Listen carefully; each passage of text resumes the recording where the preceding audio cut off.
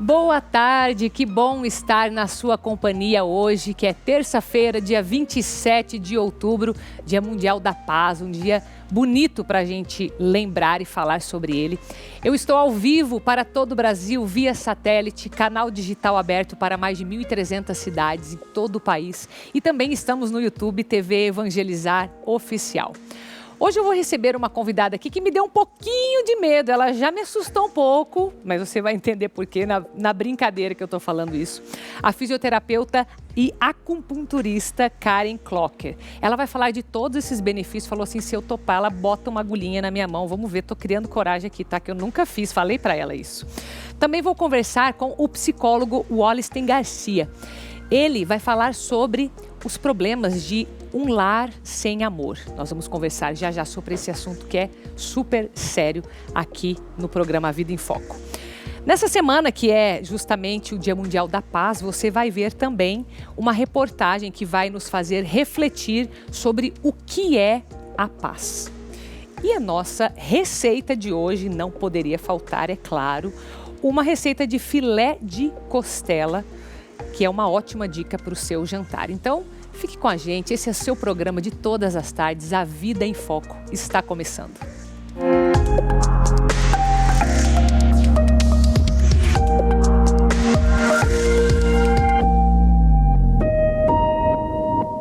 Vamos falar desse assunto que muita gente conhece. Conheço várias amigas que fazem acupuntura e vou tirar todas as dúvidas hoje com a nossa fisioterapeuta e acupunturista Karen Clocker. Seja bem-vinda, viu?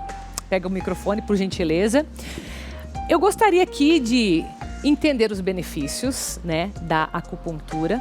Você me disse, são vários, Carol, não sei nem quantos que eu vou te listar aqui, né, porque são muitos. Mas eu não quero ficar só nos benefícios, até porque muita gente já que nos acompanha já conhece, né, que pode ser preventivo, não é? Ele pode tirar dores do corpo, não é? Fala um pouco assim, um pouco dos principais benefícios. Nós vamos desde o emocional até para as dores físicas. Então, Olha desde só. Dores emocionais, como a depressão, uma ansiedade, uma síndrome do pânico, Olha só. uma insônia, uma enxaqueca, até as nossas dores físicas, osteomusculares mesmo. Dores de joelho, de ombro. De joelho já precisa lá, tá vendo? Já vou ter que eu botar as agulhinhas ali. Agora, e esses pontos aqui, os principais, que são muitos, né? Você trouxe até aqui um que é auricular, né? Isso, esse que eu trouxe é os nossos pontos, só pra você um dos ver aqui, mapas do nosso microsistema do pavilhão auricular. Tá. Agora, essa é a auriculoterapia. Agora existe a acupuntura sistêmica, que dá os pontos pelas linhas do corpo. Entendi. Mas então qual que é a diferença? Por exemplo, aqui você vai pegar só os pontos da orelha, mas ela tem os benefícios, igual você falou. Isso, a acupuntura sistêmica, ela complementa a auricular. Essa auricular eu coloco uma agulha bem pequenininha, ou a sementinha de mostarda, que é essa aqui. Olha, a gente falou hoje da semente de mostarda na missa, olha aqui, ela aqui, ó. A sementinha de mostarda e ali na prancha já prontinha para ser colocada. Essa o paciente vai embora do consultório com a sementinha e fica de 7 a 10 dias com a sementinha. Então ele faz o estímulo no consultório com a sistêmica, eu coloco a auricular e ele vai para casa e fica recebendo um estímulo no teu sistema por mais 7 a 10 dias. Então me explica um pouco, como que é essa história de estímulo? Você tem um ponto, aí no caso você ativa esse ponto? Essa é a palavra? É assim, como que funciona? Carol, nós temos vários meridianos que são como tubulações que fluem a nossa energia vital. Tá. Esses pontos servem para eu sedar ou para eu tonificar essa energia. Porque quando está em excesso ou em deficiência, geram os nossos sintomas. Então uma dor eu vou equilibrando. É um alerta para algo que não está regulado. Geralmente um excesso ou uma deficiência de algum órgão. E assim eu vou tonificando e sedando e diminuindo os sintomas do paciente. Entendi. Então esses pontos aqui, por exemplo, esse ou o integral que você mencionou, é como se fosse um mapa, sim ou não? Isso, esse aqui é um microsistema que a gente chama. E no corpo a gente chama de meridianos da acupuntura. São 12 meridianos com o nome de vísceras e órgãos que servem para cada um ligado a um tipo de sintoma.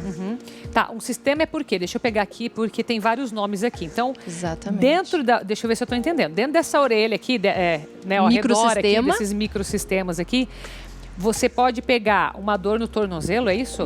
Tem um ponto que controla o tornozelo, por exemplo, o útero, a alergia. Exatamente. E quadril, tudo. E existem combinações. Ciático. Tem um monte de gente com dor no ciático. Ciático, daí tem a coluna lombar, você associa o ciático com a lombar. E assim eu vou fazendo combinações de ponto para o paciente ir para casa e fazer esse estímulo manual. E vai durar mais tempo, né, os benefícios. E a ansiedade, você mencionou as doenças emocionais. Sim. Como que a acupuntura ajuda a tratar ou Primeiro a gente vai ter uma conversa com esse paciente para entender o que é o gatilho dele, o que está fazendo ele entrar nessa crise de ansiedade. Tá. E depois a gente ceda o meridiano que está ligado com a ansiedade, que no caso pra gente é o coração. Entendi. Aí você pega um ponto aqui e no corpo. E no corpo também. Que ceda. E tem vários pontos ansiolíticos no corpo. Por exemplo, é esse ponto bem conhecido aqui como Yin Tang, no meio da sobrancelha, chamado Yin Tang. Ele é um ponto que até o pessoal pode fazer em casa. Apertar, pressionar por alguns segundinhos. E ele é um ponto que diminui muito a ansiedade, dores de cabeça frontal. Nossa, que interessante. Fala um pouco mais sobre isso, porque isso é muito interessante. Ó, insônia, dor de cabeça, ansiedade, tudo num ponto aqui. Tudo no Yin Tang aqui. Como que chama? Yin Tang. Yin Tang. Isso. Agora aqui, sempre eu achei que fosse uma região sensível, sabe por quê? Eu não sei se isso que eu vou te falar, você vai achar graça ou não, mas é verdade, tá? Quando eu ponho o dedo perto assim, ó, eu tenho uma sensação aqui, ó, que tá encostando antes de encostar o dedo. Sério? Mais sensível? É sensível, tipo, olha aqui, ó, começa a me fazer é muito estranho. Já sinto. A sensibilidade varia muito de paciente para paciente. Pode ser que você seja mais sensível à dor do que uma outra pessoa. Mas é um ponto bem tranquilo de fazer. E como que é o tipo de pressão nesses pontos, né? Por exemplo, você mencionou esse. Qual que é ela é uma pressão pressão longa, média. Curta? Como que a pessoa que está em casa nos assistindo pode usar isso? A gente pressiona e segura um pouquinho, uns 30 segundos. 30 segundos. Isso. E você pode fazer movimentos circulares também. E faz isso por quanto tempo? Quantas vezes assim, no dia? Deu dor de cabeça, tá doendo. Na hora que tá com sintoma. Isso, na hora que tá com sintoma. Posso apertar aqui? Pode ficar segurando e pressionando, você vai sentir alívio na hora, é imediato. Nossa, olha que dica bacana para você que está nos assistindo aí. Alívio de dor de cabeça, 30 segundinhos aqui, ó. Né? Tem mais um ponto bem bacana para dor. Posso soltar aqui o microfone? Pode. Que é esse aqui, que é aqui no meio. Aqui, ó. Entre o polegar eu vou mostrando aqui que daí... É um ponto bem sensível se você apertar. Pega o microfone ali e eu mostro aqui, ó. Porque senão não vai sair pro pessoal. Eu pego aqui assim... na parte de cima. Isso, é um ponto bem sensível. Assim. É esse mesmo. Sentiu a hora que você apertou? Sentiu. Aqui também é outro lugar que parece que dói um pouco. Esse é um dos pontos mais analgésicos do corpo, da cintura para cima. Então, se você tiver com dor da cintura para cima, pode apertar. Mas então, por exemplo, estômago... Cólica intestinal, cólica menstrual... Só apertar aqui 30 segundos. Aperta e vai massageando. Você vai sentir que os pontos começam a liberar endorfinas. E você vai sentindo imediato a sensação de bem-estar. E quem tem, assim, por exemplo, crise de pânico, né? Que tem bastante gente que, não sei se ela é uma evolução da ansiedade, pânico, né? Tem algo que ela possa fazer para... Tem. O Yin Tang, ele ajuda também. Aqui também. Isso. E tem um outro pontinho que você pega bem no meio do tórax aqui, tá? Tá. Ele é um ponto também sensível, chamado de VC17. É um ponto, um meridiano um pouquinho mais especial do que os outros. E ele também é para isso. Também é para essa sensação de sufocamento, sensação de... angústia. Exatamente. Não tem perigo da gente apertar no lugar errado e fazer mal, não. Tipo não. assim, você aperta um pouquinho para baixo, um pouquinho... Não. Porque são todos pontos, né? Sim, a gente tem muitos pontos, né? Os meridianos, eles estão... É um ponto seguido do outro, é uma linha que vai seguindo um ponto atrás do outro. Então, é bem tranquilo. E nos pés também tem uma coisa parecida com isso aqui ou não? Tipo um mapa assim, nós temos sistêmico? Microsistemas? Não, microsistema, Nós temos microsistemas em todas as extremidades. Então orelha, palmas das mãos e sola dos pés. O pessoal usa muito a reflexologia na sola dos pés. E aquele Duin? Duin é um negócio de pontos também, exatamente, não é? É uma outra técnica que você utiliza os pontos para você apertar. Exatamente, os pontos que ligam com cada órgão. É tudo mais ou menos, a teoria é parecida com a acupuntura. Exatamente, são microsistemas que você vai ativando os órgãos e assim diminuindo os sintomas dos pacientes. Entendi. entendi. Que legal. É doído pra botar? Você quer botar uma em mim aqui em algum lugar? Posso colocar. Dá tempo? Dá. Tem quantos? 2 minutos? Dá tempo, né? Ah, ela vai botar uma agulha Posso soltar em mim o microfone aqui, aqui agora. Ai, meu Deus. Daí eu seguro pra você, que daí você vai falando, tá? A gente improvisa aqui, se precisar também. Tem problema. Programa ao vivo. Você vai sentir uma sensação... Ai, que medo. E quem tem medo de agulha, faz isso normal? Olha o tamanho da agulha, meu Deus do céu. Eu trouxe essa maior justamente para que a gente possa mostrar, mas existem agulhas menores. Ah, tá. Esse aqui é uma outra pastilha de silício que a gente utiliza para pacientes que têm muito pânico, que não conseguem mesmo fazer com agulha. A pastilha de silício, ela fica também com micropore sobre o ponto de acupuntura. Aí você faria a acupuntura e não precisaria passar por isso. Mas você vai ver que é bem tranquilo, Carol. Ai, meu Deus. Sabe aquele momento assim, momento arrependimento? Ó, minha mão já começou a suar já. Ai, meu Deus do céu. Você vai sentir uma sensação de peso e um sensação de peso e um choque. Ai, meu Deus do céu. Só que depois isso acomoda. Tá piorando a situação. Porque no Vanessa não dá risada da minha cara. No consultório... Nossa, tá suando mesmo. No consultório, o paciente fica... Vou relaxar e não vou olhar. O consultório, o paciente fica 25 minutos com a agulha. Aqui você vai pôr e tirar. Isso que eu só vou pôr e tirar. Só vou pôr e tirar. Puxa o ar pra mim. Foi. É esse choquinho. Acabou. Ah, entendi. Não, é tranquilo, é tranquilo. Mas dá um choquinho mesmo. Aí, assim você iria ficar... Agora já não sente mais nada. Ele acomoda. Que engraçado, gente. Só que também não dá vontade de mexer a mão, não. Dá medo de mexer a mão. Tipo assim, deixa quietinho. Não pode se mexer, porque senão vai pegar a musculatura e você vai sentir. Qual ponto que você pegou ali, meu? Eu peguei o ponto da dor, o IG4, que é aquele pontinho analgésico da cintura pra cima. Ah, então não vou ficar com dor nenhuma, né? Não, hoje não. Que beleza. Hoje vai dormir até melhor. Tá, e me fala uma coisa. Quanto tempo que dura os benefícios? Isso, os benefícios. Fiz hoje. Ele dura quanto tempo? Então, o paciente, se você vai tratando o desequilíbrio e eu vou sentindo depois no pulso que esse equilíbrio da energia tá melhor. Tá sentindo dor, quer curtir? Não tô sentindo dor não. Tô rindo da moça no meu ponto aqui. E daí o paciente vai sentindo a melhora, ele vai dando intervalos maiores na sessão. Ah, entendi. No começo é mais frequente, depois a gente começa a espaçar. Interessante, viu? Viu, Felipe? Você não precisou vir aqui. Criei coragem. Eu vou tirar. Tá. Pronto. Pra tirar não dói. E ó, tranquilo. Venci.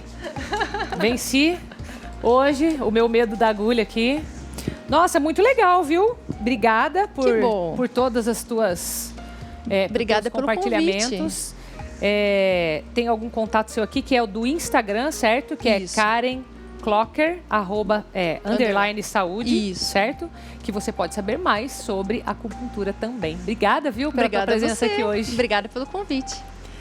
E agora, já que nós vamos falar, né, da paz, porque hoje é Dia Mundial da Paz, será que a nossa oração pela paz, quando a gente faz essa oração pela paz, nós sabemos de fato o que é a tal da tão esperada paz? Vamos ver nessa reportagem.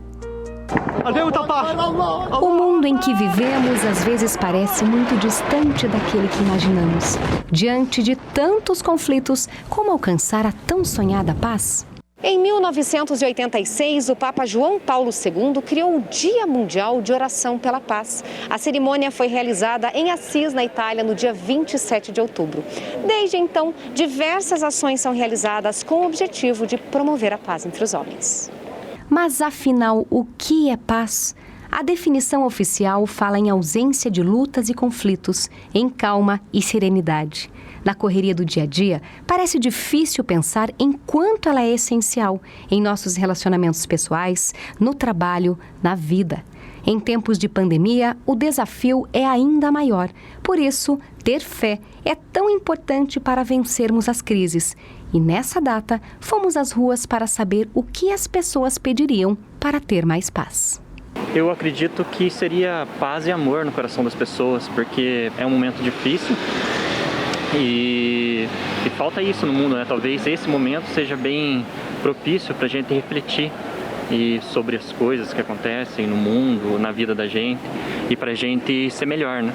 Eu acho que mais pelos países, né, que estão acontecendo, muito de guerra, os refugiados, eu acho que seria mais por isso. O principal pedido seria mais humanidade, porque o pessoal hoje anda muito estressado, Eu pediria pela humanidade mesmo, pelas pessoas carentes. Eu acho que o mundo é cheio de gente que sempre está carregando, está chateado por coisas que aconteceu atrás. Às vezes, muitos anos atrás. A gente tem que pensar isso para pensar de um novo amanhã. Eu acho que a paz começa em cada um, então eu acho que a conscientização, eu pediria uma conscientização a todos, né? Então, seja na pandemia, seja em relação às dificuldades que cada um passa, então, o Dia Mundial da Paz, para a gente fazer uma introspecção e, a partir disso, conseguir moldar o fora, né? Eu acho que eu pediria conforto para todas as pessoas que estão tendo algum tipo de dor, de aflição, né? Quanto mais a gente se sentir bem, mais a gente pode fazer bem pelo outro também, né? Para que todos tenham compreensão mais entre um e outro, né? Para que essa paz possa chegar, né? Paciência, às vezes, com certas coisas, né? Todo mundo erra, né? Então temos que compreender um ao outro, né? Para que essa paz possa ser atingida, né? Eu acho que mais tolerância com o próximo, né? Com a tolerância, com a paciência, a gente consegue suportar em amor, como diz, né? A própria palavra de Deus. Eu acredito que seja isso, mais amor, mais paciência, mais tolerância. Eu acho que seria a respeito da empatia, ainda mais nos momentos que a gente está vivendo, né? Essa questão do corona, da questão das mortes, de gente que não está usando máscara, não está se cuidando. Então seria nesse sentido, das pessoas olharem para as pessoas ao redor também. Eu acho que paz nos nossos relacionamentos de dia a dia, né, principalmente, que acho que é aí que começa a paz mundial que todo mundo fala, né? Paz com a nossa família, com os nossos vizinhos, os colegas de trabalho, que às vezes a gente não tem tanta paz, né? Acho que começa por aí o pedido. E você, o que pediria? Aproveite esse dia para refletir sobre o que traz paz ao seu coração. A paz invadiu meu coração. Você viu, né? Muitas palavras ali foram ditas para expressar a paz. Empatia, né? Se colocar no lugar do outro, olhar para as pessoas, amor, paciência. O importante é que você encontre o seu significado de paz também. Mas, para mim, realmente, quando a gente está em harmonia com as pessoas, isso nos dá a paz, que é uma sensação de estamos no caminho, né? Vamos fazer um intervalo rapidinho. Já já eu volto aqui no estúdio com o psicólogo Wallenstein Garcia. Nós vamos falar sobre quais são as consequências de viver em um lar sem amor e o que a gente pode fazer para melhorar isso. E ainda tem a nossa receita, né, de costela, é uma receita para o seu jantar hoje, entrecô, que é o filé da costela, para você fazer em casa. Volte comigo.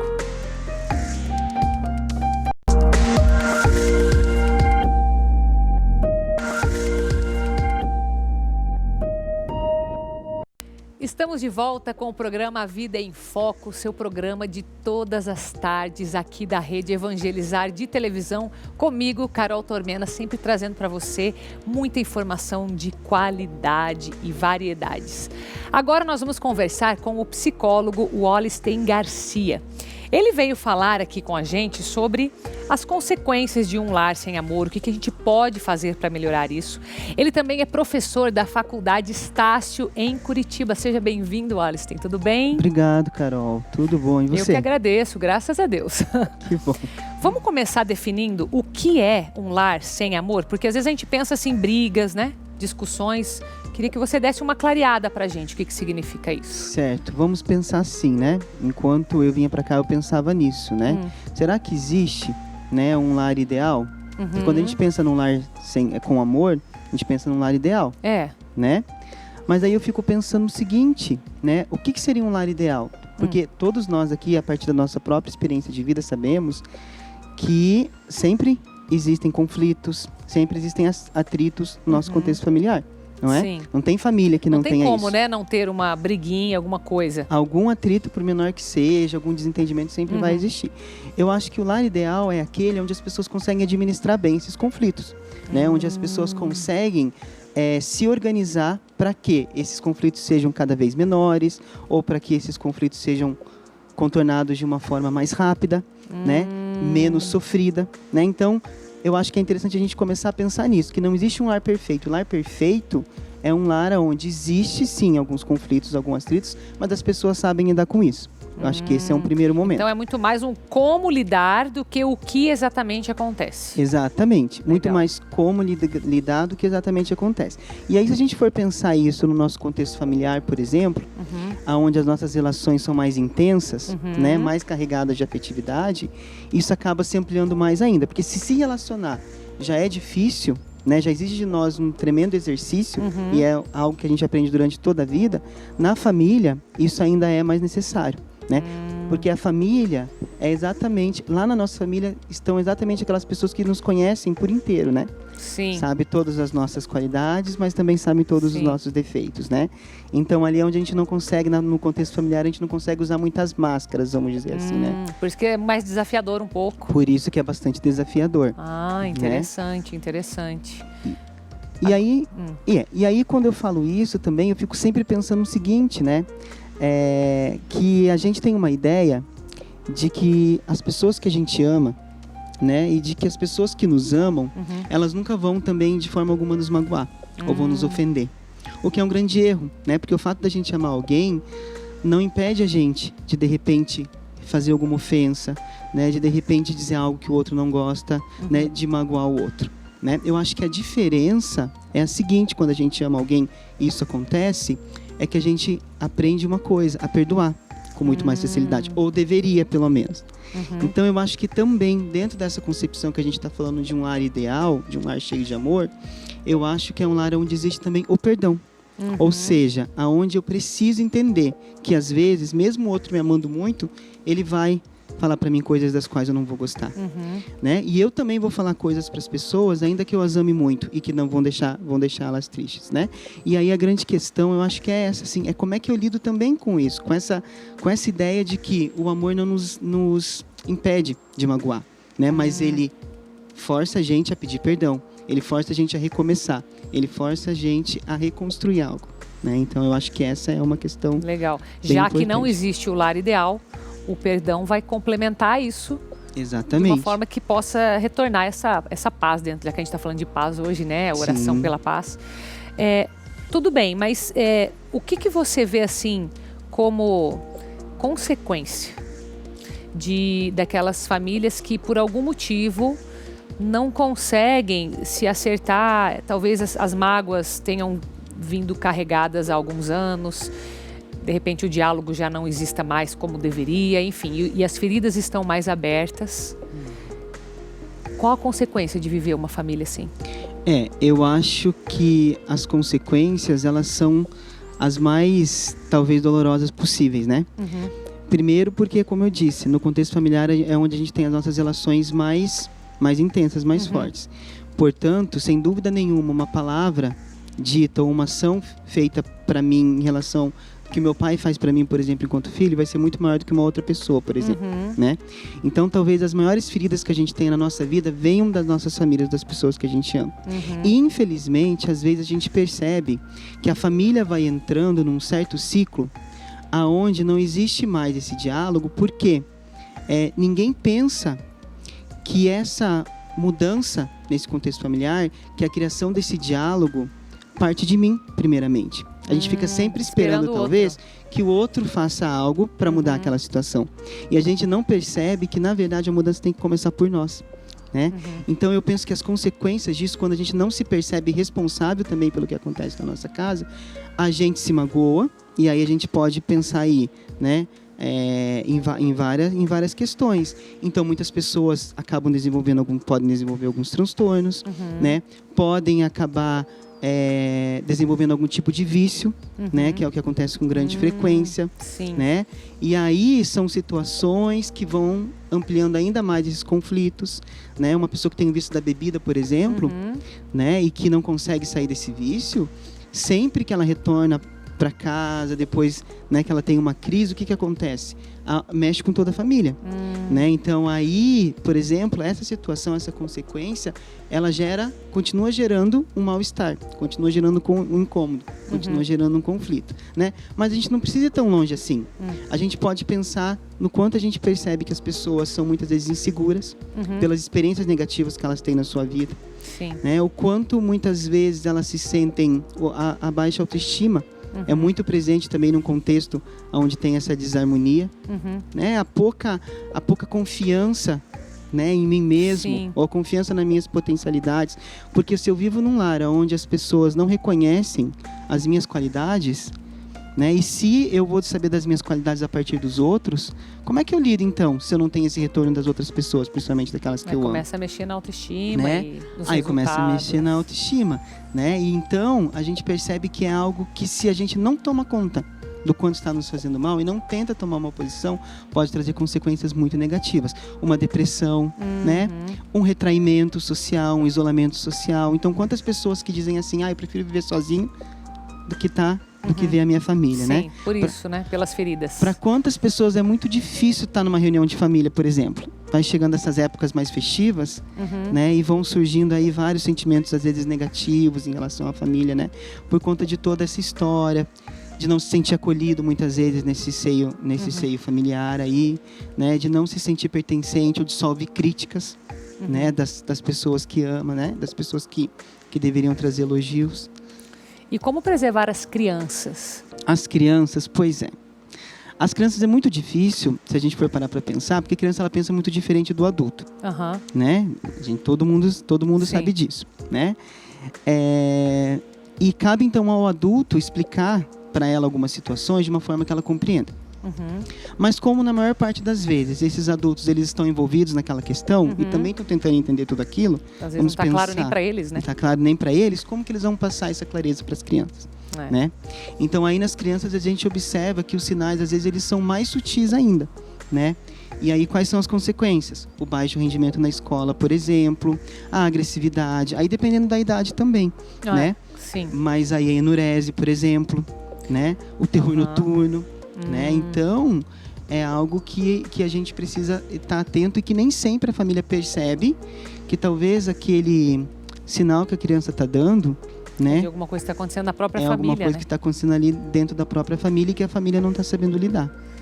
Então a criança seria meio que um termômetro, criança, adolescente, né? Um termômetro, mas para que resolva um problema que está na família como um todo, né?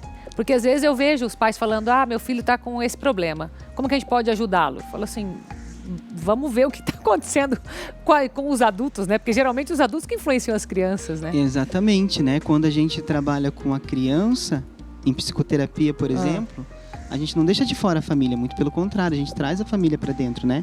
Porque afinal de contas, a gente precisa da família do nosso lado também, porque é a família que faz a mediação principal ali com aquela criança, né? São os principais modelos, as principais referências. Então, os pais precisam estar conscientes, né, do quanto as ações deles estão impactando nos seus filhos. Então, às vezes, a questão está exatamente na família. A solução está ali.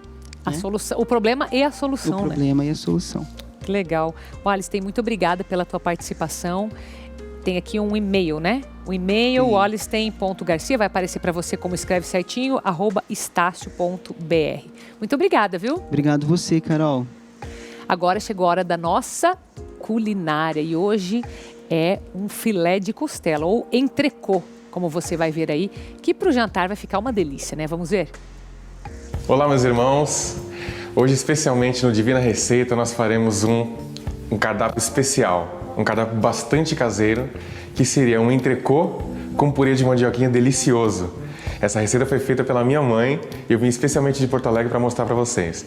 Tá? Então, primeiramente, nós usaremos vinho tinto, pimenta do reino, leite, mandioquinha, margarina, sal, páprica, uma cebola bem picadinha e também um pouco de alho, e para a gente dar o retoque final, usaremos a salsinha. E aí o filé de entrecô, que o entrecô é entre as partes da costela, tá? É entrecortes, ou seja, o filé da costela. Primeiramente nós vamos ligar o fogo, vamos colocar um pouquinho de margarina, deixar a margarina derreter bem. Então a gente refoga a cebola, vai deixá-la bem dourada. Tomar cuidado também para não queimar. Enquanto vai refogando a cebola, vamos colocar no fogo baixo e vamos picar a mandioquinha. Não precisa ser muito fino assim, não. Pode ser em cubos assim. Que tem aproximadamente meio quilo de mandioquinha, tá? Então tá cortadinha. Terminado de refogar a cebola, nós colocaremos o alho. Depois que dourar um pouquinho o alho, nós vamos selar. O que seria o selar? Mais ou menos será frita a mandioquinha, tá? Então fritaremos a mandioquinha, a água já está sendo fervida ali. O fritar dela vai dar um gosto mais especial, tá? Um pouquinho agora de sal. Ou você coloca no final. Eu prefiro colocar agora porque, pra mim, eu acho que pega mais gosto. Tá bem fritinha, selada. Agora nós vamos colocar aproximadamente meio copo de água fervendo.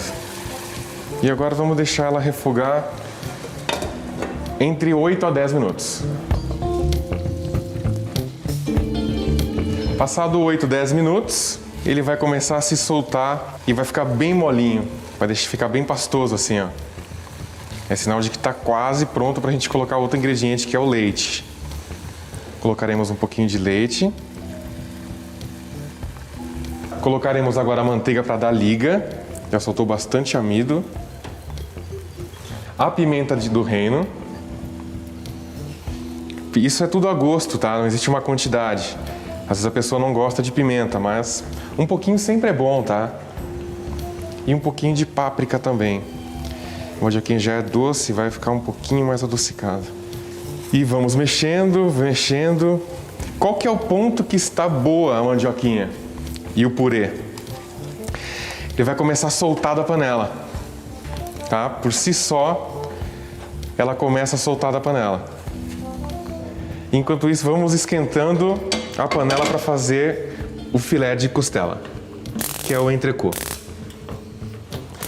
Sempre bom deixar a frigideira esquentar antes de colocar a carne, para que a carne já entre e fique mais seladinha, tá? O filé, ele será um filé de cerca de 1 a 2 dedos. Não precisa ser um filé tão alto, eu prefiro 1 a 2 dedos, que é para também não ficar muito tempo. Porque a comida é simples e bem rápida, tá? Vamos colocar só um pouquinho de azeite. O que eu faço na carne? Eu já coloco o sal por cima, coloco a pimenta do reino e coloco a páprica também. A frigideira já está quente. O lado que eu coloquei todos os temperos, nós colocaremos na frigideira.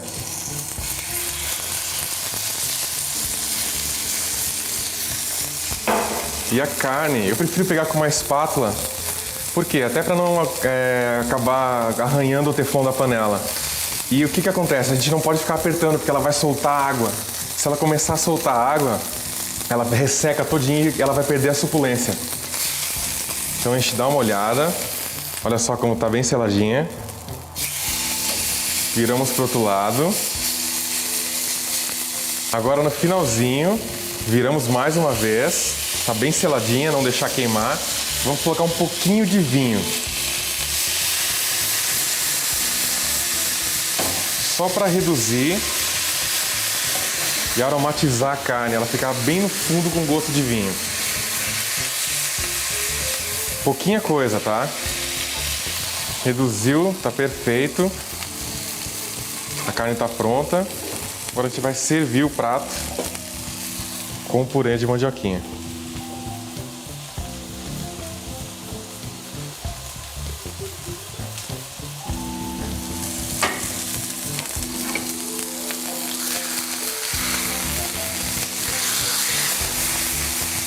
Finalizamos com a carne. Esse prato é pequeno, tá? Para quem quiser algo um pouco mais gourmet, precisa de um prato um pouquinho maior. E agora, para finalizar, vamos pegar uns pedacinhos aqui de salsinha para fazer o retoque final. Feito o retoque final, o prato está pronto e espero que deliciosamente pronto. Então tenha uma boa refeição. Deus os abençoe.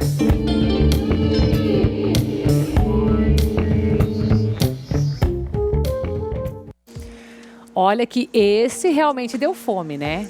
E fácil de fazer, é só você pegar o passo a passo, se precisar, lá no nosso YouTube TV Evangelizar Oficial. E prepara essa jantinha especial aí que vai ficar, ó, chuchu beleza, como dizem por aí. Vamos para um intervalo rápido, rapidinho. Na volta, a gente estava vendo mandioquinha ali na receita, nós vamos ver uma produção de mandioca mesmo, como é o trabalho de uma família de produtores aqui do Paraná. Então volte comigo.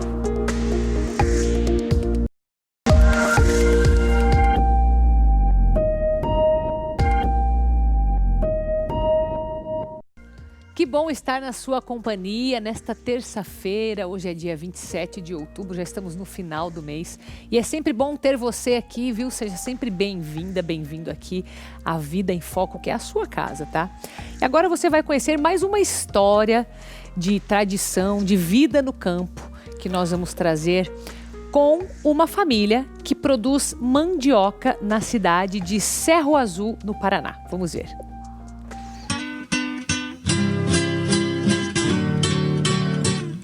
Isso aqui para nós, aqui para mim, para minha família, aqui é tudo, né? Tudo que nós temos hoje vem da lavoura, vem da terra. Não só dinheiro, né? Eu hoje trabalho bastante para mim dar uma vida boa para meus filhos, para minha família. Nossa renda hoje é toda da terra, toda a agricultura. Uma história que começou há mais de 80 anos no Vale do Rio Ribeira, a 90 quilômetros de Curitiba, no município rural de Cerro Azul. Eu trabalho com meu pai desde criança. Aprendi a mexer com trator com 13, 14 anos. Toda a vida ajudando meu pai na lavoura. E tive uma infância boa, porque eu trabalhava, brincava, tomava banho no rio, fazia tudo. Meu pai fez um viveiro de limão, que já não tem nada a ver com a mandioca, mas começou na lavoura aí. Que daí meu pai ia vender as mudas, meu avô falou para ele plantar. Aí ele plantou e começou ali. Começou com a poncã. E daí, de 10 anos para cá, a gente passou a cultivar a mandioca também, que hoje é a principal fonte de renda nossa. Meu pai ensinou bastante, sabe? Só que daí, hoje, muito tecnologia, você vai pesquisando aqui, pesquisando ali, sabe? Mas aprendi o começo com meu pai. Já vem da raiz, de família. A Leandro Blattner tem 38 anos e quem o observa de longe, ao lado da esposa e dos filhos no quintal de casa, pode até imaginar que ele leva uma vida pacata. Puro engano. A colheita da mandioca começa cedo, ainda mais quando as vendas vão bem, como neste ano. Eu acho, no meu foi o fator pandemia, porque o povo ficou em casa. É que, na verdade, a mandioca é um produto barato, né? Então, se você vai no mercado, hoje você compra um quilo de mandioca por de R$3,50 a R$4 um quilo. Entendeu? E com um quilo de mandioca você consegue sustentar aí 5 pessoas. A demanda rende frutos, mais precisamente quase 10 toneladas de mandioca por mês. É nesse terreno íngreme que o Aleandro cultiva a melhor mandioca da sua produção. Ao todo, do pé ao topo do morro, são 140 metros de altura e um alqueire de extensão. E abrir essa lavoura num terreno alto como esse foi um desafio. Isso porque a abertura do espaço foi feita de trator, num terreno onde até a pé é difícil de manter o equilíbrio. Não foi fácil. O senhor falou que o pessoal não acreditava que ia dar certo, né? O pai mesmo e a mãe ali, eles nem vinham ver. Quando eu chegava lá perto do barranco, lá eles paravam lá e berravam. Esse cara é louco. Loucura que deu certo. E hoje fornece um produto de primeira qualidade para 4 municípios no Paraná e Santa Catarina, além de ser fonte de renda de 16 famílias. Graças a Deus aí, trabalhando aí, tudo bem certinho. Nunca atrasou nada em um pagamento. Que nem consegui bastante coisa.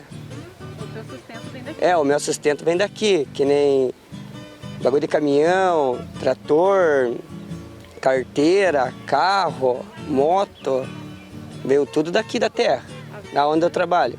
Trabalho abençoado, feito assim, com a mão na terra, puxando pé por pé, a produção mostra o resultado.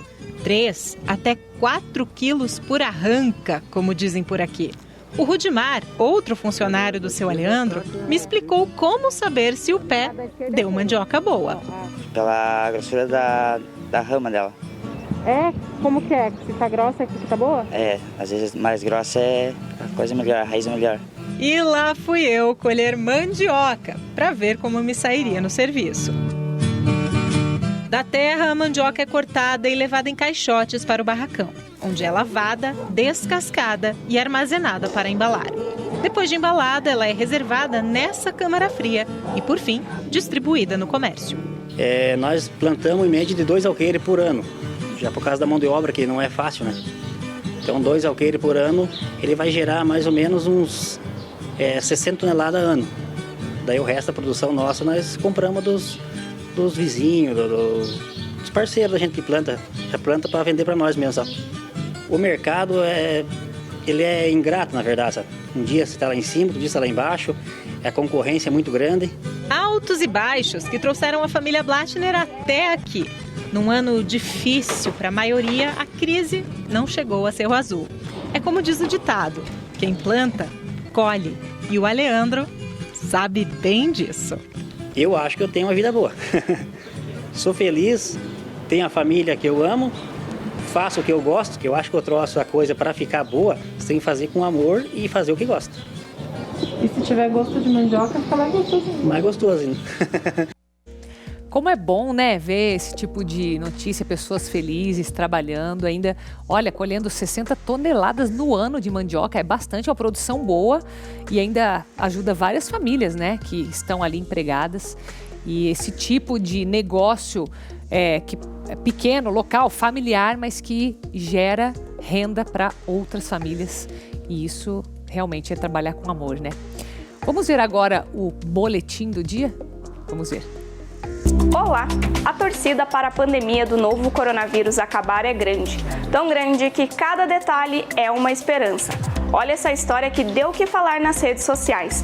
O experiente obstetra Summer tinha acabado de fazer mais um parto, quando o bebê, que nasceu em Dubai, nos Emirados Árabes Unidos, puxou a máscara do médico, parecendo que queria arrancar o acessório.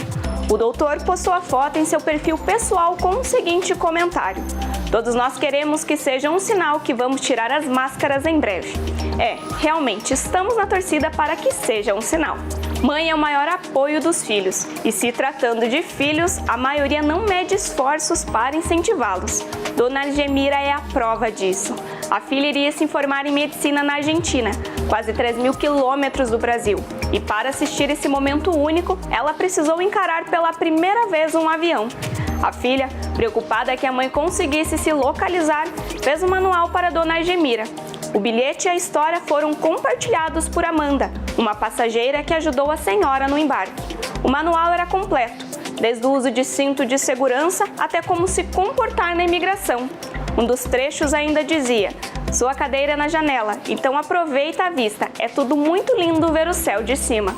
Que história fofa, né? Mãe é força, mãe é coragem, mãe é incentivo. E por hoje é só. Até semana que vem. Abraço, viu, Rihanna, para você. Agora você vai ver o Evangelizar Ensina de hoje, vai falar um pouco mais sobre a ONU, a Organização das Nações Unidas. Vamos ver?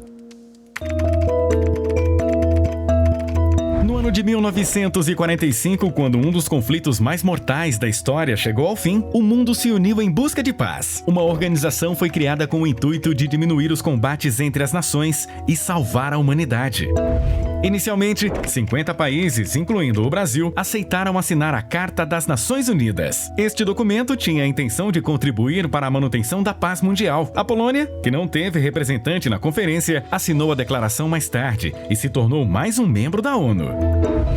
Desde então, a Organização das Nações Unidas foi responsável por 170 acordos de paz. Atualmente, 193 países são membros da ONU e 6 idiomas são falados oficialmente na organização. O Brasil está entre os 20 maiores contribuintes em operações de paz. O país tem desempenhado um papel relevante na Assembleia Geral das Nações Unidas.